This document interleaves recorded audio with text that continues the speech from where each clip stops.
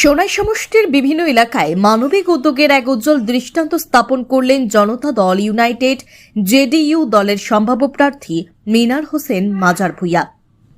রবিবার বেলা 12টা নাগাদ সোনাইয়ের সৈয়দপুর চতুর্থ খণ্ড, ধনেহরি দ্বিতীয় খণ্ড, মোর্তাখাল পাড় এবং শিলডুবি ঘিলাচড়া গ্রামের দুস্থ পরিবারের পাশে দাঁড়িয়ে তিনি টিন দিয়ে সহযোগিতার হাত বাড়িয়ে দেন।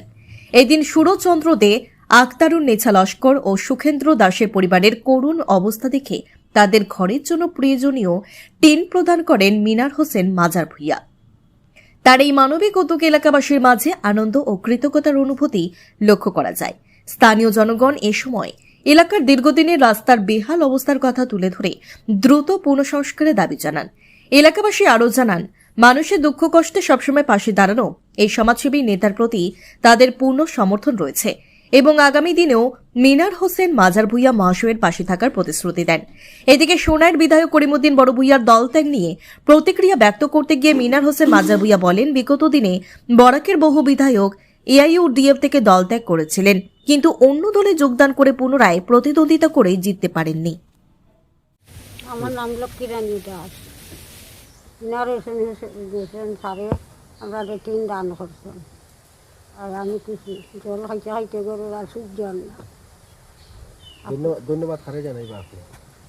মিনার হোসেন স্যারকে এই পরিবারের অবস্থা দেখিয়া মিনার হোসেন স্যারে তারা টিন দান করছেন। জল পড়ের দেখিয়া মধ্যে একদিন আসলে ইয়া দেখিয়া মানে জল পড়ের দেখিয়া কইছেন যে মানে আর আমি একটা সাহায্য করবো, এখন টিন দান করছেন স্যারে। আগামী দিনে স্যারের লগে থাকবেন? তাকমু না, আর কেউ খবর লইছেন না, কেউ আইছেন আপনার? কেউ আইছেন না। তার পরিবারে কতজন আছেন এমনি মানুষ? মানুষ তো 4-5 জন আছেন। একজন এক ছেলে, আমার এক ছেলে। তাও মানে আর ডেইলি কাজও গেলে মানে আর চলতো পরিবারটা, নাইলে চলার মতন উপায় নাই। মিনার হোসেন স্যারে আরও বিভিন্ন জায়গাতো রকমের দিছেন, আর দিতরাও তোকে স্যারদের ধন্যবাদ জানাই। কালকে বৃষ্টি খুব বেশি হয়েছে, ওর কারণে আমি তা এলাকার আগে এসেছি নির্বাচনী প্রচারের জন্য, বা তাদের সঙ্গে আমি সাক্ষাৎ করেছি। তারা গড়টা আগে আমার দেখাইছিল, আজকে সকালে আমার ফোন মারি হয়েছে যেগুলা গড় দেখিয়ে গেছিল বৃষ্টি দেওয়ার ফলে খুব জল পড়ে, একটু আপনার দিকে আই একটু দেখা সাক্ষাৎ করুন, একটু টিন দিয়া দিন। ফলে আজকে আমি 4-5 পরিবারের টিন আনিয়া তারা সন্ধ্যে দিয়ে দিয়ে। আরও অনেক মানুষের দাবি আছে, আমি তো সময় দিয়ে বা টাইম দিয়ে খাবার করতে পারছি না, যতটুকু পারি মোটামুটি আমি আর সহযোগিতা করুন। এই কাজটা আপনার অব্যাহত থাকবো? এইটা অব্যাহত থাকবো, কারো কোনো অসুবিধা নেই। নির্বাচনের আগেও যে থাকবো, পরেও থাকবো, সব সময় এটা আমি অব্যাহত রাখবো। আপনি সুন্দর প্রশ্ন করছেন। এআইইউডিএফ থেকে 2006 নির্বাচিত বদরপুরের আনোয়ারুল হক, উনি পরে 2011-তে খাটিগড়ায় প্রতিদ্বন্দ্বিতা করেছিলেন কংগ্রেসের টিকিটে, উনি জিততে পারছেন না। ইউডিএফের টিকিটে 2-2বার করে নির্বাচিত হয়েছিলেন আতাউর রহমান খাটিগড়া থেকে, উনিও পরে কংগ্রেসের টিকিটে প্রতিদ্বন্দ্বিতা করে মাত্র 13,000 ভোট পাইয়া অনেক নগণ্যভাবে পরাজিত হয়েছেন।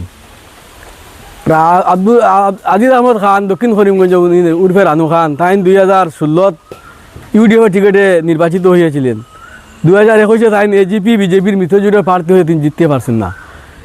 আপনার রাধেশ্যাম বিশ্বাস 2-2বার উনি সাংসদ হয়েছিলেন, যখন তিনি হেরেছিলেন 4,37,000 ভোট পাইয়া। উনি আবার গত 24-এ প্রতিদ্বন্দ্বিতা করেছিলেন, মাত্র 20,000 ভোট পাইছেন তৃণমূল কংগ্রেস থেকে। জানে ইউডিএফ থেকে ইয়া 4,07,000 ভোট পাইয়া পরাজিত হওয়ার পরও আবার তাই মাত্র 20,000 ভোট পাইছেন। ইউডিএফ থেকে লামডিং সমষ্টির একজন বিধায়ক হয়েছিলেন স্বপন কর 2011-তে, উনিও গত 21-এ কংগ্রেসের টিকিটে প্রতিদ্বন্দ্বিতা করি উনিও হেরেছেন। ইউডিএফ থেকে এইয়া এজিপিত, কংগ্রেসও, বিজেপিত অন্য দলে গেছেন, বরাকবলিতে সেও জিততে পারছেন না, যে অন্য দলে গিয়ে জিততে পারছেন না। যেমন আরও জন এমএলএ আছেন, আনোয়ার হোসেন লস্কর, তিনিও ইউডিএফের বিরোধিতা করেন, কিন্তু উনি আবার বিধায়ক হওয়ার কোনো হতে পারেন না। আরও জন বিধায়ক ছিলেন সেলিমউদ্দিন বড় ভূঁইয়া, উনি হাইলাকান্দি থেকে 2006 এমএলএ হয়েছিলেন ইউডিএফের টিকিটে। 16-তে উনিও কংগ্রেসের ইউডিএফের টিকিট চেয়েছিলেন, উনাকে দেওয়া না হওয়ার জন্য উনি আবার নির্দল খেলে মাত্র 1100 ভোট পাইছেন। ইউডিএফ থেকে অন্য দলে গিয়া সেও জিততে পারছেন না। আর এই নির্বাচনও আপনার 2-3 জন এজিপিত গেছেন, এরা জিততে পারত না। এরা জাতিরও গাদ্দার এবং দলেরও গাদ্দার, এরারে মানুষে প্রখ্যাত করবেন, মোটামুটি ওদের জামানত জব্দ হতে পারে। আপনার টিকিটটা মানে কবে? আমার টিকিট 2-3 দিনের মধ্যে আমার টিকিট জয় দিব, কারণ আমি একা আছি, অন্য দাবিদার নাই হিসেবে আমার টিকিট 100% হয় না। আপনি মাঠে পুরো ঝাঁপিয়ে পড়েন। আমি পুরো মাঠে ঝাঁপিয়ে পড়ছি। আজকে 2 বছর থেকে আমি সোনাই সমষ্টির প্রত্যেক অলি গলিতে আমি যাচ্ছি এবং জনগণ আমাকে জনসমর্থন দিচ্ছেন, বলছেন আমরা নীরবে আপনাকে সাহায্য করবো, আমরা অন্যায়ের বিরুদ্ধে ন্যায়ের পক্ষে আপনারা ভোট দিব। যত ক্যান্ডিডেট আসুন সব থেকে বর্তমানে আমি অ্যাডভান্স আছি, আমি এগিয়ে আছি।